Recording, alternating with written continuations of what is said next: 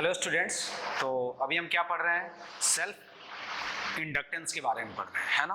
तो मैंने इसके पहले क्लास में बताया था कि सेल्फ इंडक्टेंस क्या होता है, ठीक है। उसके बाद जब किसी भी कॉइल के थ्रू क्या होगा, मैग्नेटिक फ्लक्स चेंज होगा, तो वो जो मैग्नेटिक फ्लक्स होता है वो क्या होता है, उस कॉइल में जितना करंट फ्लो होता है उसी की डायरेक्टली प्रोपोर्शनल होता है। और उस कांस्टेंट ऑफ प्रोपोर्शनलिटी को हम क्या बोलते हैं? सेल्फ इंडक्टेंस बोलते हैं। और उसके बाद मैंने बताया था कि सेल्फ इंडक्टेंस क्या है, स्केलर क्वांटिटी है ना। क्या है? सेल्फ इंडक्टेंस स्केलर क्वांटिटी है। इसका यूनिट जो होता है वो क्या होता है? हेनरी हम इसको बोलते हैं, ठीक है। आई मीन एसआई यूनिट क्या होगा? हेनरी होगा। उसके बाद मैंने ये बताया था कि self inductance of A coil only depend on the geometrical shape and size of the coil as well as the nature of the medium in which the coil is placed. It does not depend on the phi. क्या है? It does not depend on the magnetic flux through the coil as well as current flowing in the coil. तो पहला जो equation था वो क्या था? वो मैंने यहाँ देखो phi m is equal to क्या था? L into I. First equation ये था। ये क्या है? फाई हम यहां मान लेते हैं कि टोटल फ्लक्स, टोटल या net flux through the coil.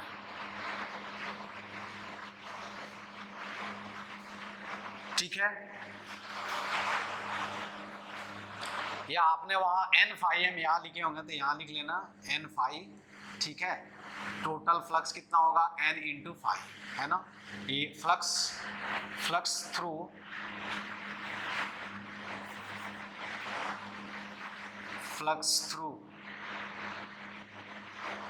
One turn off the coil, one turn off the क्या है? Of the. यदि नंबर ऑफ टर्न होगा तो हम क्या करेंगे? एन से मल्टीप्लाई कर देंगे, ठीक है। उसके बाद मैंने बताया था कि इसमें क्या होता है, अकॉर्डिंग टू फैराडेज लॉ क्या होता है? सेल्फ इंड्यूस्ड ईएमएफ क्या होता है? अपीयर होता है। एंड वो किसके इक्वल होता है? Minus L D I upon D T, I mean negative of L into rate of change in current, ठीक है। और इसके बाद हमने बताया था कि माइनस साइन क्या इंडिकेट करता है? कि सेल्फ इंड्यूस्ड ईएमएफ का जो डायरेक्शन होगा उसको इंडिकेट करता है, ठीक है। अब यदि मैं मैग्नीट्यूड लिखना चाहूं तो हम क्या लिख सकते हैं? सेल्फ इंड्यूस्ड ईएमएफ का मैग्नीट्यूड लिखे हैं, क्या लिखे हैं? L D I upon D T. अब एक और क्वेश्चन होगा, देखो हम ये तभी यूज करेंगे जब क्या हो? करंट टाइम के साथ चेंज हो रहा हो। लेकिन ये भी सिचुएशन हो सकता है कि दिया होगा कि नहीं, करंट 5 एम्पियर से 10 एम्पियर चेंज हो रहा है, 10 एम्पियर टू 20 एम्पियर, ऐसे कुछ दिया रहेगा। तो यहाँ मैंने लिखा if the current in the coil changes from I1 to I2 in time t, then the self induced EMF is given as EMF L delta I upon delta t, और L equal to क्या होगा? I2 minus I1 by क्या होगा? T होगा। इसी पे based हमने questions consider किया है कि if the current in the coil decreases from 10 ampere to 0 ampere in 0.01 second, कितने सेकेंड में डिक्रीज हो रहा है? 10 एम्पियर टू 0 एम्पियर कितने सेकेंड में हो रहा है? 0.01 सेकेंड में। Then find the self-induced EMF in the coil if self-inductance is 10 Henry. क्या है? 10 हेनरी। अब देखो क्या है, यही कॉइल है, यही कॉइल, आई मीन उसका कॉइल का ये इंडक्टर होता है, ठीक है। ये मान लो क्या हुआ? ये एंड हुआ और दिस इज एंड, क्या हुआ? बी है। यहां से करंट फ्लो हो रहा है और करंट क्या है? देखो कंटिन्यूअसली क्या हो रहा है? डिक्रीज हो रहा है। तो इसमें जो ईएमएफ होगा वो क्या, उसको क्या करना चाहिए? इस करंट को इंक्रीज कराना चाहिए। अब इंक्रीज कराने के लिए ईएमएफ का डायरेक्शन किधर होगा? आप बता सकते हो। हायर पोटेंशियल किधर होगा? बी के तरफ होगा, और लोअर पोटेंशियल क्या होगा? ए के तरफ होगा, ठीक है। तो इसमें जो ईएमएफ इंड्यूस्ड होगा, मैं मैग्नीट्यूड की बात कर रहा हूं, तो यहाँ क्या है? करंट क्या है? I1 इज इक्वल टू क्या है? 10 एम्पियर दिया हुआ है, और I2 इज इक्वल टू क्या है? 0 एम्पियर दिया हुआ है। आई मीन करंट क्या हो रहा है? क्या हो रहा है? इस कॉइल में क्या हो रहा है? डिक्रीज हो रहा है। तो इसमें जो सेल्फ इंड्यूस्ड ईएमएफ होगा वो क्या करेगा? इस करंट को क्या करेगा? इंक्रीज कराएगा। और इंक्रीज तभी करा सकता है जब उस, ऑफ कोर्स इंड्यूस्ड ईएमएफ भी क्या करे? इसी के डायरेक्शन में क्या करे? करंट सप्लाई करे। इसलिए अब हम क्या करेंगे, इसको क्या करेंगे, एक बैटरी से हम क्या करेंगे, रिप्लेस कर देंगे, जिसका ईएमएफ क्या होगा, देखो ये होगा EMF इज इक्वल टू क्या होगा, सेल्फ इंड्यूस्ड EMF। अब यहाँ मैं मैग्नीट्यूड लिख रहा हूँ, ये पॉइंट ए हो गया और ये क्या पॉइंट बी, मैंने डायरेक्शन नहीं लिखा, तो कितना हो जाएगा L इंटू क्या हो जाएगा, delta I upon delta T का मोड, ठीक है, और ये कितना हो जाएगा 10 इंटू डेल्टा I का मोड 10 अपॉन क्या हो गया 0.01, तो EMF कितना हो जाएगा, self induced EMF is equal to, देख सकते हो कितना हो जाएगा, I mean 10 किलो वोल्ट्स, ठीक है, कितना 10, डायरेक्शन समझना है, देखो मैंने मैग्नीट्यूड डायरेक्ट लिख दो, केवल याद रखना है यदि कॉइल के या इंडक्टर के थ्रू करंट क्या हो रहा है, डिक्रीज हो रहा है, तो जो सेल्फ इंड्यूस्ड EMF होगा वो क्या करेगा, इस करंट को इंक्रीज कराएगा, I mean वो इस तरह अपीयर होगा कि उसके द्वारा करंट और ये करंट दोनों क्या हो, सेम डायरेक्शन में। यदि इंड्यूस्ड करंट क्या हो रहा है, सॉरी ये करंट जो है वो क्या है, इंक्रीज हो रहा है, तो इसमें जो सेल्फ इंड्यूस्ड EMF होगा वो क्या होगा, क्या होगा, इसमें जो सेल्फ इंड्यूस्ड EMF होगा वो क्या होगा, इस करंट को क्या करेगा, डिक्रीज कराएगा, I mean वो क्या करेगा, करंट क्या होगा, ऐसे सप्लाई करेगा, इसका मतलब क्या होगा, उस केस में हायर पोटेंशियल क्या होगा, ये होगा, और लोअर पोटेंशियल क्या होगा, बी होगा, ठीक है। दूसरा क्वेश्चन हम देखते हैं एक, बस यही इंपॉर्टेंट पॉइंट है, अभी एक दो क्लास चलेगा केवल सेल्फ इंडक्टर, उसके बाद आप देखोगे एक और क्वेश्चन देख लेते हैं हम, है ना, कि इंडक्टर है ना, और एग्जांपल देख लो, the inductor shown, the inductor shown in the figure,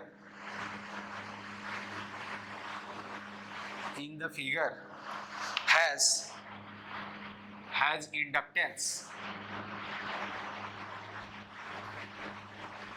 inductance of 0.54 Henry, H capital H, and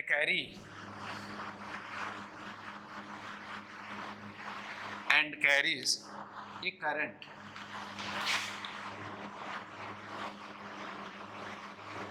current in the direction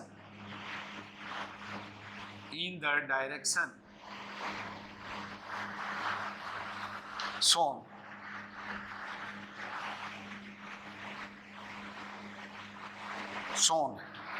and decreasing at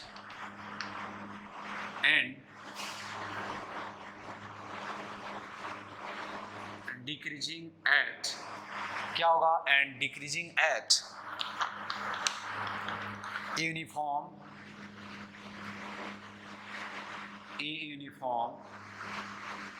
rate, that is di upon dt is equal to minus 0.030 ampere per second, ठीक है,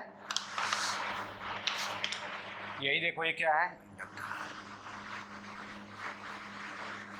ए inductor है, A and ए हो गया, दूसरा है, ठीक है, इधर से करंट जा रहा है ऐसे, इसका L दिया हुआ है, ठीक है, अभी दिया हुआ है, फाइंड, क्या है, find self induced EMF,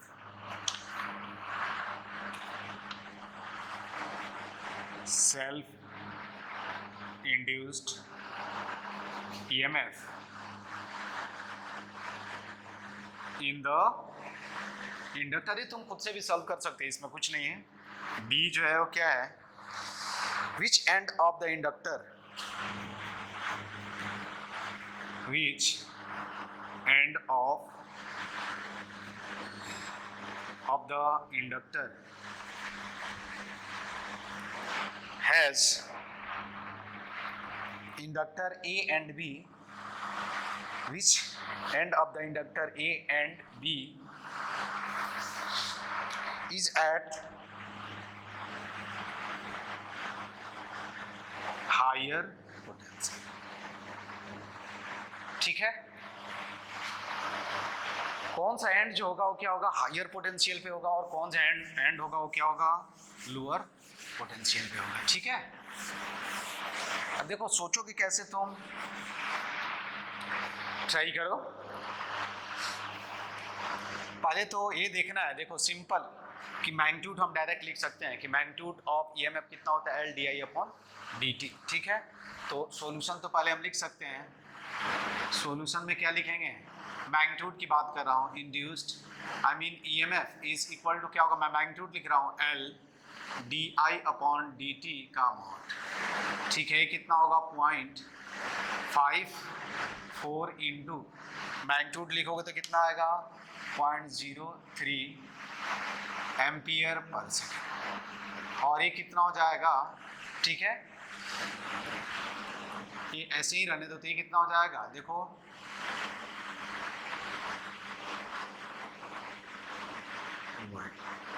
volts हो गया। ठीक है, और इसको लिख सकते हो तो 1.62 इंटू 10⁻⁻² वोल्ट्स लिख सकते हो। वो सेल्फ इंड्यूस्ड ईएमएफ मालूम चल गया।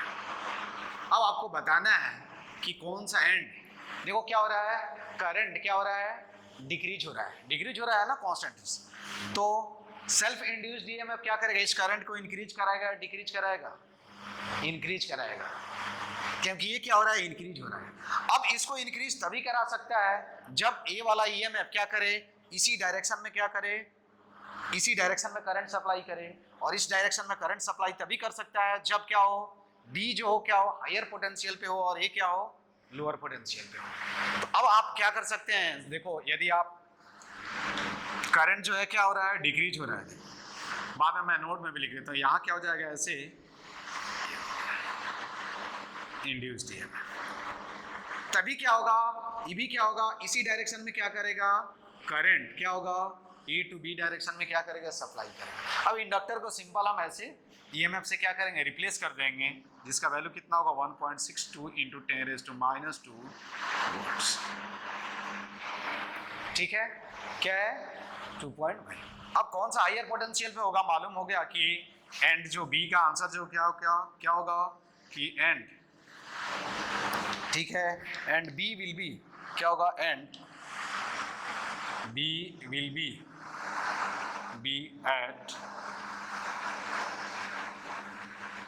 Higher potential, I mean EMF across. देखो 2 पॉइंट यहाँ मैं लिख देता हूँ, ऐसे लिखा भी था, लेकिन देखो यहाँ 2 पॉइंट मैं लिख देता हूँ नोट में, बस यही याद रखना है, इसके बाद प्रॉब्लम तुम्हारा सॉल्व होता जाएगा, तुम खुद से भी लिखते जाओगे। देखो कि क्या हो, नोट में लिख लेना है ना, व्हेन क्या होगा, when current is increases with time in the क्या होगा, in the inductor as shown in the figure। देखो याद है, यही याद रखना है, ए एंड ए हो गया, ए एंड बी, इस डायरेक्शन में आई, इस केस में आई क्या है, मैंने बता दिया है कि आई क्या हो रहा है, इंक्रीज हो रहा है। तो हम क्या करेंगे, इसको रिप्लेस कर देंगे। अब देखो आई इंक्रीज हो रहा है, तो इंड्यूस्ड ईएमएफ का डायरेक्शन किधर होगा, इधर होगा, तो इसको हम क्या करेंगे, रिप्लेस कर देंगे एक इंड्यूस्ड ईएमएफ के, जिसका हायर पोलैरिटी क्या होगा, करंट के अपोजिट डायरेक्शन में होगा। ठीक है, और लोअर पोलैरिटी क्या होगा, करंट, तो दिस विल बी क्या होगा, बी, और this will be and A, और यहाँ I mean V A minus V B is equal to LdI upon क्या आ जाएगा, ठीक है, सेल्फ इंड्यूस्ड ईएमएफ। ठीक है, दिस इज क्या हुआ, सेल्फ इंड्यूस्ड ईएमएफ। ठीक है, दूसरा क्या है कि व्हेन करंट इन द क्या होगा, इन the inductor decreases with time, as shown in the figure.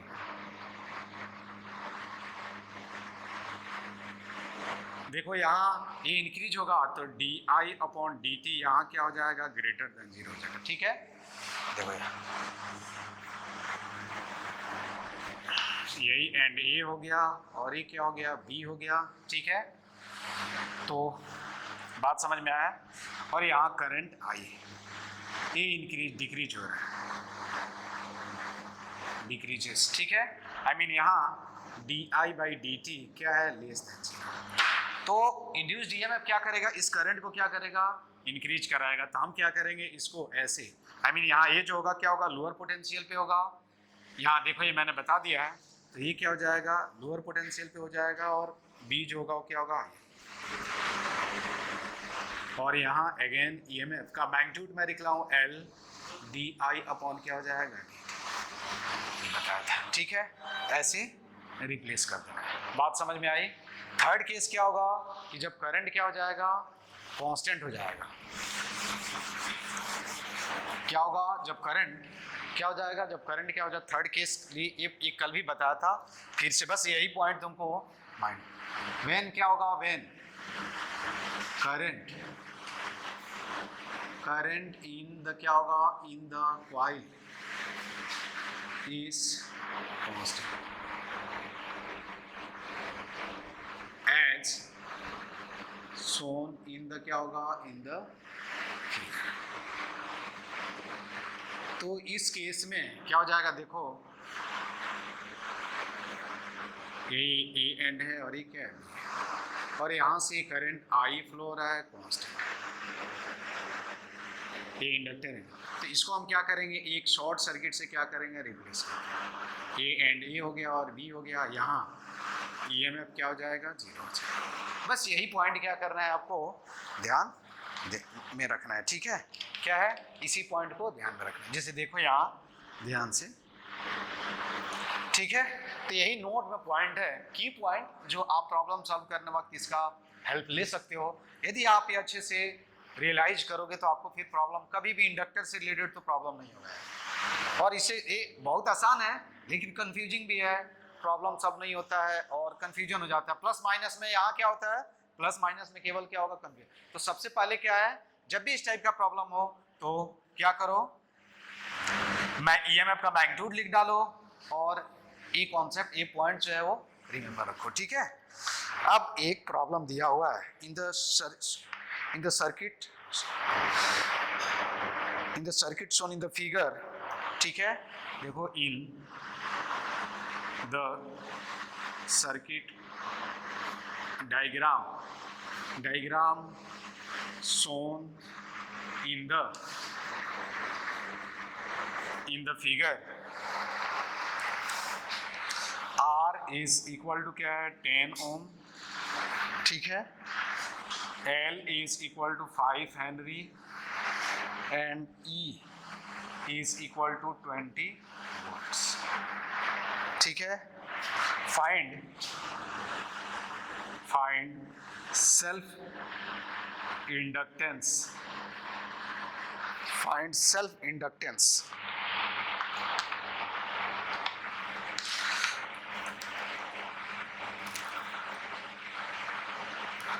नहीं हमने गलत लिख दिया। ठीक है, I is equal to क्या है, I is equal to 2 ampere। This current is decreasing। This current is decreasing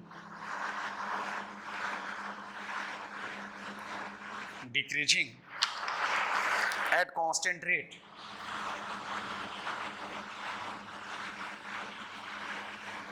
At constant rate of minus 1.0 ampere per second। Find VAB at this instant। Then find VAB at this instant। ठीक है, अब देखो diagram कैसे दिया हुआ है। अच्छा question है ये भी, इस टाइप का एक क्वेश्चन पूछा जाता है, ठीक है, इस टाइप का क्या होगा आपसे ये क्वेश्चन पूछा जाएगा। तो in this circuit diagram shown in the figure, है ना। अब देखो सर्किट डायग्राम कैसे दिया हुआ है, डायग्राम भी ड्रॉ कर देता हूँ कुछ।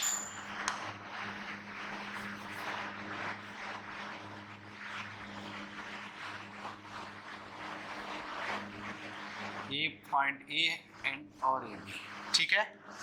करंट ऐसे, ये इंडक्टेंस एल है, ये आर, ठीक है, ये दिया। अब सबसे पहले क्या है, यहाँ इसमें ईएमएफ क्या होगा, इंड्यूस्ड होगा। क्या होगा, ईएमएफ इसमें क्या होगा, इंड्यूस्ड होगा। ये अपने को क्या करना है, पहले ही निकालना है। अब देखो इसमें करंट क्या हो रहा है, दिया हुआ है कि D I by D T क्या है, गिवन में हम लिख लें, गिवन में क्या होगा, D I by D T is equal to क्या है, -1.0 ampere per second. I mean ये क्या है, लेस देन क्या हो गया, 0 हो गया। इसका मतलब क्या है, करंट डिक्रीज हो रहा है। तो इसमें जो सेल्फ इंड्यूस्ड ईएमएफ होगा वो क्या करेगा, करंट को क्या करेगा, इंक्रीज कराएगा, ठीक है। आई मीन इसको हम क्या कर सकते हैं, ऐसे सर्किट से ड्रॉ कर सकते हैं। अब ईएमएफ कितना हो जाएगा, self induced EMF, I mean simple is equal to क्या होगा, देखो डायरेक्ट लिख रहा हूं मैं, एल डी आई अपॉन क्या होगा, डी टी का मोड कितना हो जाएगा, देखो 5 इंटू पॉइंट, आई मीन कितना दिया हुआ है, 1.0 एम्पियर, ठीक है। ये कितना हो जाएगा, 5 वोल्ट्स मालूम चलेगा। अब हम क्या करेंगे इसको, इसका पोलैरिटी कौन सा होगा, देखो ये वाला क्या होगा, हायर पोटेंशियल पे होगा, ये वाला क्या होगा, लोअर पोटेंशियल पे होगा। अभी मैंने बताया था। अब हम क्या करेंगे, सिंपल इस इंडक्टर को हम क्या करेंगे, सेल्फ इंड्यूस्ड ईएमएफ से क्या करेंगे, रिप्लेस कर देंगे। ऐसे ए एंड ए हो गया, दिस इज बेंड, और ये क्या हो गया, बी हो गया, ठीक है। ए आर, इसमें करंट कितना फ्लो हो रहा है, 2 एम्पियर, ए आर, ठीक है। ये कितना हो जाएगा, 5 वोल्ट्स, ठीक है।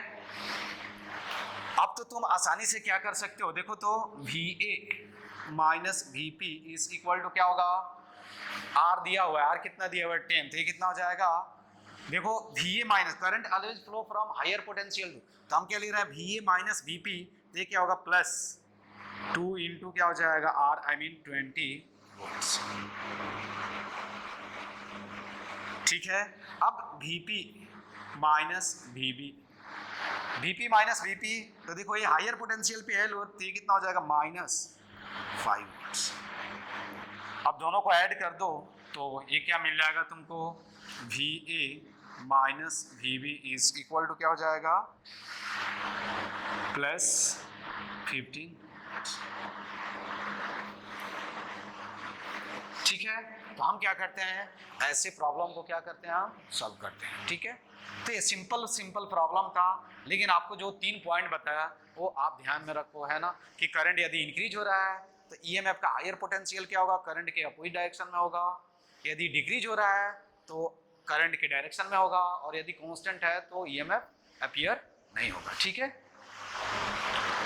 अब हम आते हैं कि energy stored by the inductor. देखो कैपेसिटर, जिस तरह कैपेसिटर है ना, कैपेसिटर इलेक्ट्रिक फील्ड में एनर्जी को क्या करता है, स्टोर करता है, उसी तरह inductor is used to store energy in the field, in the form of magnetic field, है ना। तो हम क्या लिखेंगे, एनर्जी स्टोर्ड बाय द क्या होगा, इंडक्टर। इसको दो मेथड से भी हम प्रूव कर सकते हैं, लेकिन अभी क्या होगा, 2 मेथड से मैं बताता हूं आपको, ठीक है। देखो 2 तरह से हम इसको प्रूव करेंगे कि एनर्जी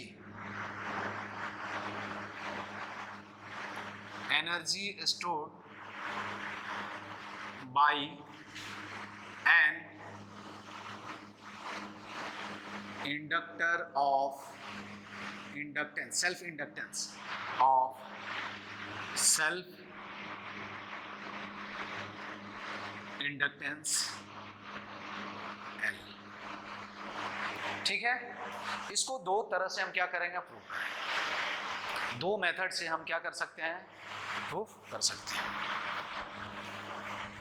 देखो क्या है, मैं बताता हूं। अब मेथड 1 मैं बता रहा हूं इसमें। मेथड 1 में क्या है, देखो यहां यही क्या है, इंडक्टर है। अब इसमें करंट फ्लो हो रहा है और किसी टाइम t इसमें करंट क्या है, हमने ये मान लिया कि किसी टाइम t इसमें करंट क्या है, I है। क्या है, I है।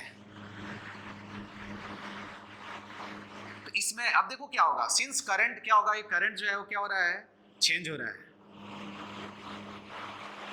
तो इसमें क्या होगा, जो ईएमएफ होगा इस करंट चेंज को क्या करेगा, आई मीन करंट यदि आप इंक्रीज करा रहे हो तो इसमें जो ईएमएफ अपीयर होगा वो क्या करेगा, इस करंट को क्या करेगा, डिक्रीज कराएगा। इसका मतलब if you want to change the current through the inductor then we will have to do work। ठीक है, अपने को क्या करना पड़ेगा, कुछ वर्क करना पड़ेगा। और वही वर्क जो होगा है ना, वो क्या होता है, इसमें क्या होता है, एनर्जी के रूप में क्या होता है, कन्वर्ट हो जाता है। समझ में आई बात, कि जब क्या होगा कि इंडक्टर के थ्रू आप करंट फ्लो कराना चाहोगे तो ये क्या करेगा, इंडक्टर जो क्या करेगा, इसके करंट के फ्लो को क्या करेगा, अपोज करेगा। आई मीन करंट चेंज को क्या करेगा, अपोज करेगा। तो उस करंट चेंज करने के लिए अपने को क्या करना पड़ेगा, कुछ वर्क करना पड़ेगा। और वही वर्क जो होगा वो क्या होगा, इंडक्टर में क्या होगा, इंडक्टर में क्या होगा, मैग्नेटिक एनर्जी के रूप में क्या होता है, स्टोर हो जाता है। एनर्जी के फॉर्म में क्या होता है, स्टोर हो जाता है। तो व्हेन द करंट क्या होगा, अब यहां लिख देंगे when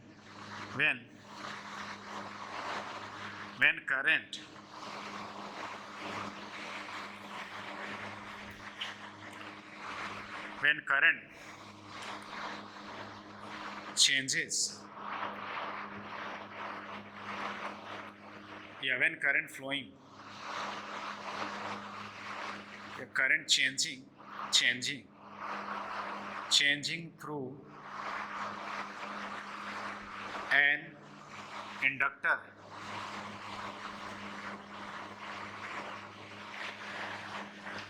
when current changing through an inductor, we have to do work.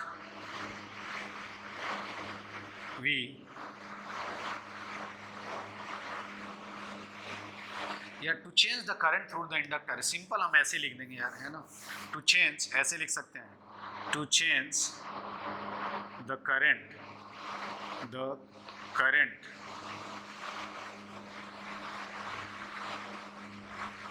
through the क्या होगा, inductor,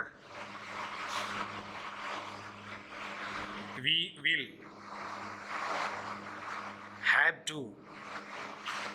have to do work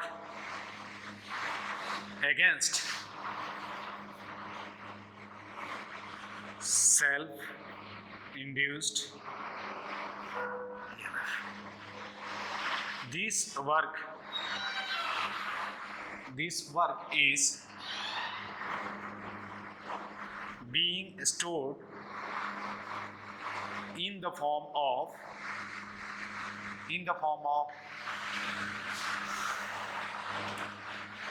energy in the inductor, in the form of energy in the inductor। ठीक है, अब देखो इसमें EMF, hence the rate of doing work is equal to क्या होगा, rate of doing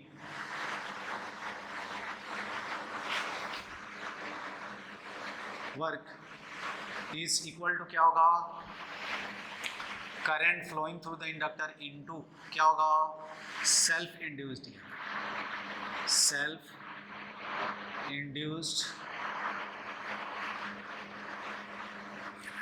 और ये कितना हो जाएगा, dW upon dt is equal to क्या हो जाएगा, IL DI अपॉन क्या हो गया, dt। मैंने मैग्नीट्यूड ले लिया, ठीक है। अब देखो ये DI dt से, तो dW इज इक्वल टू क्या होगा, L I DI, ठीक है। तो W इज इक्वल टू क्या होगा, L इंटीग्रेशन I DI, और ये 0 टू क्या हो गया, I करेगा।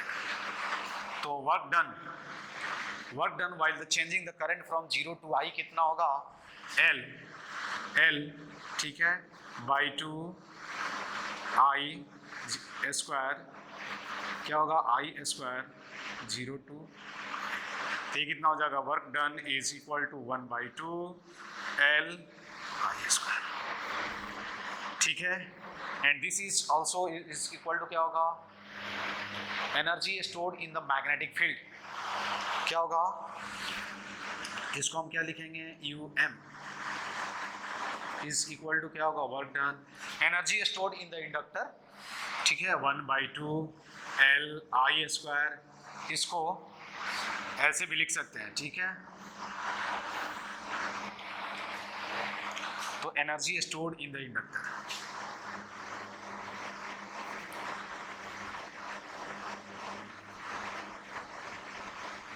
स्टोर्ड इन द क्या होगा,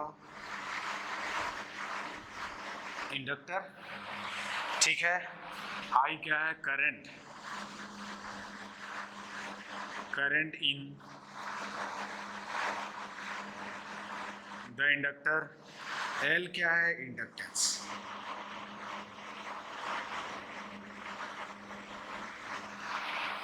ठीक है। तो आपको ये रिजल्ट याद रखना है, 1/2 LIS, देखो 1/2 MV स्क्वायर, एनालॉजी यदि काइनेटिक एनर्जी से, मैकेनिकल एनर्जी कंसीडर करोगे काइनेटिक एनर्जी से, तो L is equivalent to mass, I is equivalent to क्या होगा, वेलोसिटी, ठीक है। तो दूसरा जो इसमें, हाँ एक मेथड भी है, दूसरा मेथड भी मैं बताता हूँ। मैं देखो इसको दूसरे फॉर्म में भी लिख लेते हैं कि फाई इज इक्वल टू, हम क्या जानते हैं, phi is equal to L into क्या, I, total flux, total magnetic flux, ठीक है। अब वैल्यू रखो, तो energy UM is equal to क्या होगा, 1/2 L I स्क्वायर, ठीक है, क्या हो जाएगा, L I square is equal to क्या लिख सकते हो,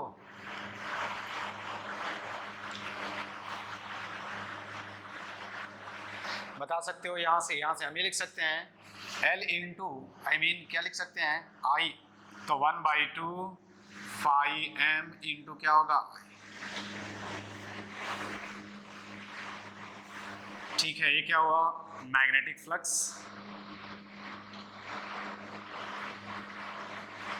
और एक करंट,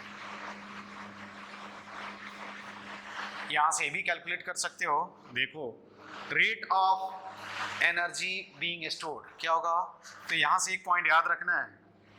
अब देखो ये क्या होगा, कैपेसिटर की तरह इंडक्टर क्या होगा, एनर्जी स्टोर कर लेता है, और जब अपने को जरूरी होता है तो इस एनर्जी का हम क्या करते हैं, यूज कर लेते हैं। अब एक कभी कभी पूछा जाता है, बाद में मैं ये आपको मालूम चल जाए कि ये जो एनर्जी है वो कहाँ स्टोर्ड होता है, तो मैं ये लिख देता हूँ, inductor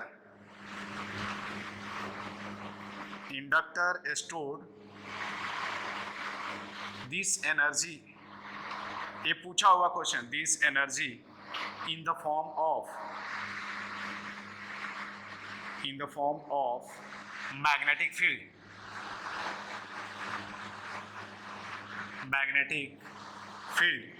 that exists inside the coil,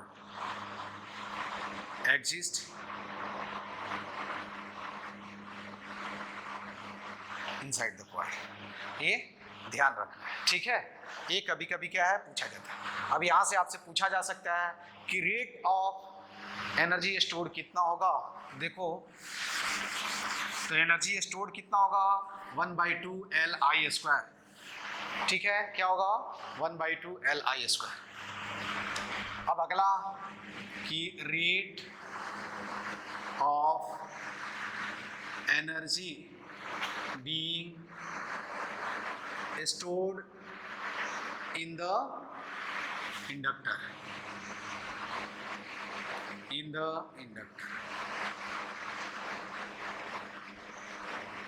ये कितना होगा, देखो एनर्जी हमने लिखा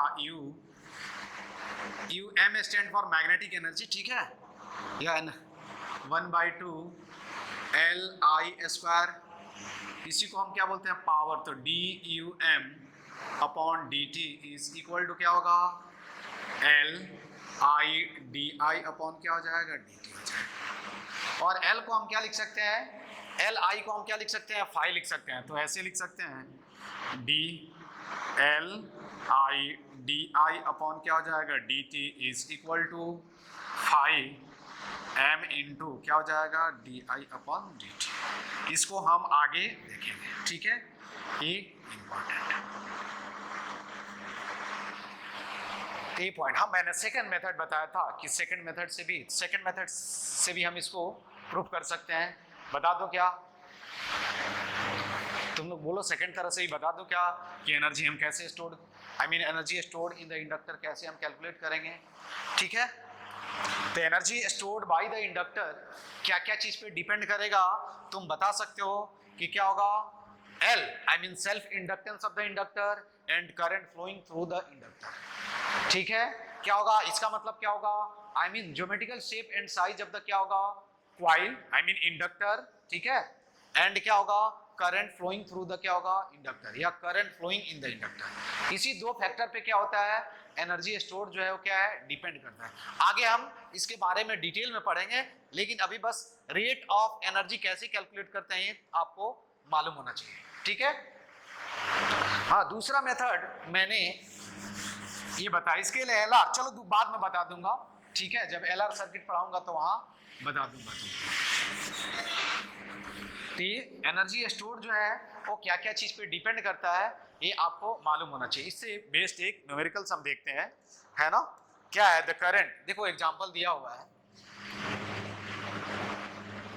कि the current in the inductor, the current in the inductor is given as I is equal to 5t plus 16, where t is in second.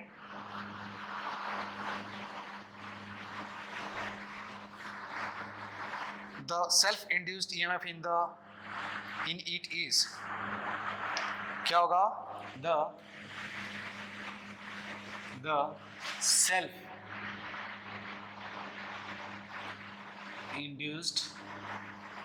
EMF in it is क्या है,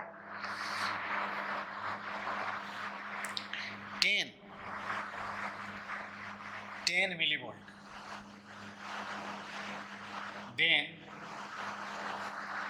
then ए में देखो, then find क्या होगा, then find current, then find क्या हो जाएगा, then find current नहीं, then find self inductance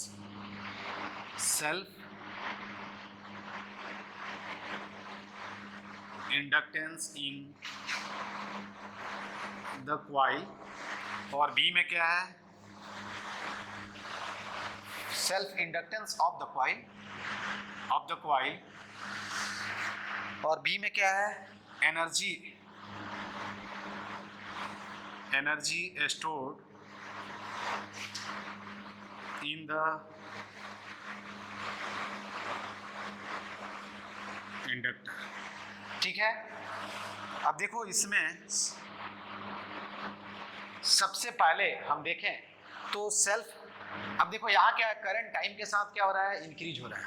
अब देखोगे आप, यही क्या है, इंडक्टर है, ठीक है, यहाँ करंट ऐसे फ्लो हो रहा है, एंड ये मान लो, और ये क्या है, बी है। तो करंट क्या हो रहा है, आई जो है क्या है, इंक्रीजेस कंटिन्यूअसली। तो ईएमएफ जो इसमें अपीयर होगा उसका हायर पोटेंशियल क्या होगा, इधर होगा। तो कुछ ऐसे ए एंड ए हो गया, और ये क्या हो गया, बी। यही किसी टाइम आई करंट फ्लो हो रहा है तो ऑब्वियसली इधर से आई फ्लो होगा, और इसमें जो ईएमएफ होगा वो क्या होगा, एल डी आई अपॉन क्या हो जाएगा, डी टी हो जाएगा। मैग्नीट्यूड की मैं बात कर रहा हूँ, ठीक है।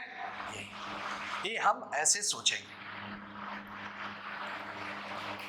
अब आपसे ये पूछा गया है कि ईएमएफ दिया हुआ है, तो ईएमएफ कितना होगा? देखो ईएमएफ हमने ये मान लिया था, ईएमएफ कितना एल डी आई अपॉन क्या हो जाएगा डी टी, तो ये कितना 10 मिली वोल्ट, ठीक है, is equal to L into D of 5t plus 16 dt। ये कितना हो जाएगा? 10 milli volt is equal to L into 5, ये तो जीरो हो जाएगा, तो L इज इक्वल टू क्या होगा? 2 मिली हेनरी और L is equal to 2 milli H. ठीक है, अब तो हम क्या कर सकते हैं, इंडक्टर में एनर्जी कितना स्टोर्ड होगा उसको हम लिख सकते हैं। कई फार्मूला है जो दिया हुआ होगा उसके टर्म में लिख, तो हम लिख सकते हैं एनर्जी स्टोर्ड बाय द क्या होगा? बाय द इंडक्टर कितना होगा?